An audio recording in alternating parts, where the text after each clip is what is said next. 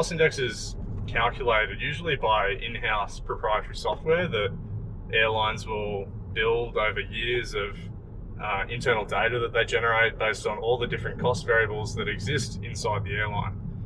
The three main cost variables are obviously fuel, which is highly cyclical, changes all the time. Your cost of labor, so your staff, which is obviously your pilots, your cabin crew, as well as other staff members involved with the dispatch of the flight. And then the last one is usually maintenance.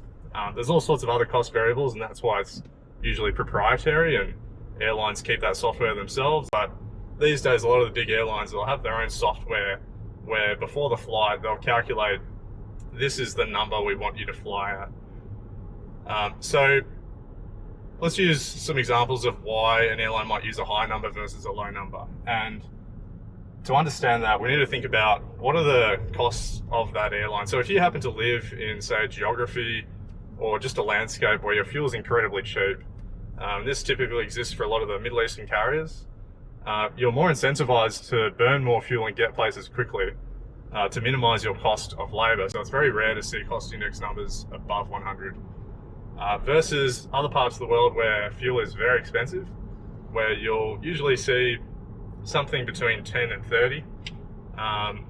And then of course there's other scenarios where we might actually modify that based on day-to-day operations, where let's say there's some sort of reason why the schedule's been delayed and we want to actually make up time for that schedule, in which case there might be a fixed delayed cost index where, you know, some airlines, I think Southwest does it, where they've got a procedure where they'll say, all right, if it's a standard operation, we're on time, we're going to fly to cost index of 18. But if there's any sorts of delays at all, we'll actually just default that to 30 or 50, something like that. So that's basically what cost index. Now, what is the output of cost index when we put it into the FMC? For more aviation content and the full version of this video, go to youtube.com/b-73.